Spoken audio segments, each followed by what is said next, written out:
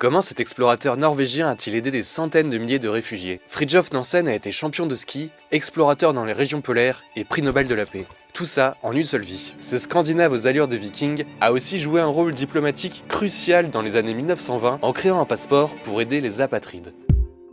Fridtjof Nansen naît en 1861 dans une famille bourgeoise de Christiania, l'ancien nom d'Oslo. Très jeune, il pratique la natation, la pêche et part de longues semaines en forêt chasser. Il y avait, à la fin du 19e, une passion scandinave pour la nature, pour les racines de l'homme scandinave, un petit peu rustique, un peu médiéval, un peu viking. La Norvège était associée à la Suède, mais elle n'était pas souveraine. Et il y avait cette idée de cultiver l'identité norvégienne. À 18 ans, il établit un record de vitesse en patinage, puis gagne le championnat national de ski de fond. Il étudie la zoologie à l'université, mais rêve de grandes aventures en plein air. Il se fait engager sur un Fokké pour un voyage de plusieurs mois, mais le bateau est pris dans les glaces à proximité du Groenland, ce qui lui donne une idée. Le Groenland, de la côte est, c'est rocheux, montagneux, mais personne n'est allé au-delà des montagnes. C'est une grosse île dont on ne sait absolument pas quel est l'intérieur. Et lui, il va arriver, il va dessiner, il va penser y aller. Il y a quelque chose d'une rêverie poétique, esthétique dans ce premier voyage. Nansen prépare une expédition légère avec seulement 6 personnes pour traverser le Groenland à ski. Ce qu'il parvient à faire en seulement 5 semaines dans des conditions très difficiles avec des températures à moins 40 degrés.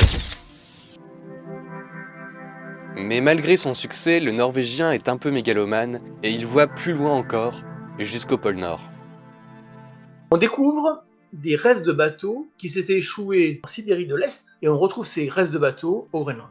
Et donc là, il y a une idée qu'il y a peut-être un courant qui va de tout le nord de la Sibérie qui arrive au Groenland. Nansen se dit, on va utiliser ce courant, on va aller là-bas en bateau, on va se faire prendre par les glaces, ça va nous amener au pôle Nord tout naturellement. Super idée. Nansen organise une expédition avec beaucoup plus de moyens cette fois. Il fait construire un bateau capable de résister à la pression des glaces, le Fram, qui quitte la Norvège en 1893.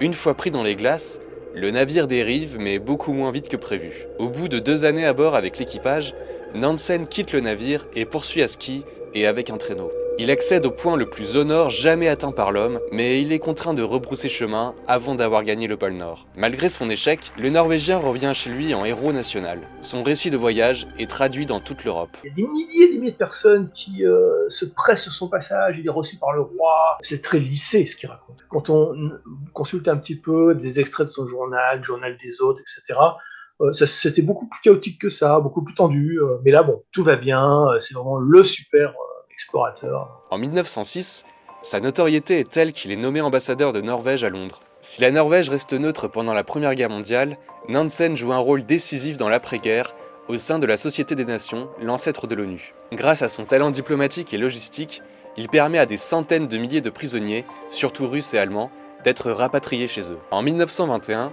il organise une aide alimentaire massive en URSS, dont certains territoires sont touchés par la famine. L'Europe des années 1920 est méconnaissable, avec des empires démembrés et l'émergence de nouveaux pays. Une situation qui a créé des millions d'apatrides, bien souvent bloqués dans des camps de réfugiés.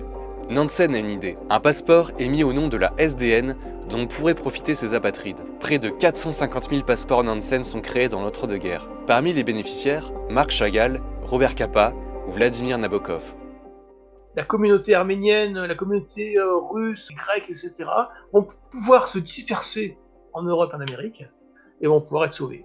Il a sauvé du monde, Nansen. Fridtjof Nansen reçoit le prix Nobel de la paix en 1922. Il meurt 8 ans plus tard, à 68 ans. Un prix Nansen est accordé chaque année par le Haut Commissariat aux réfugiés pour les groupes ou les personnes qui œuvrent à la protection des réfugiés, des déplacés internes ou des apatrides.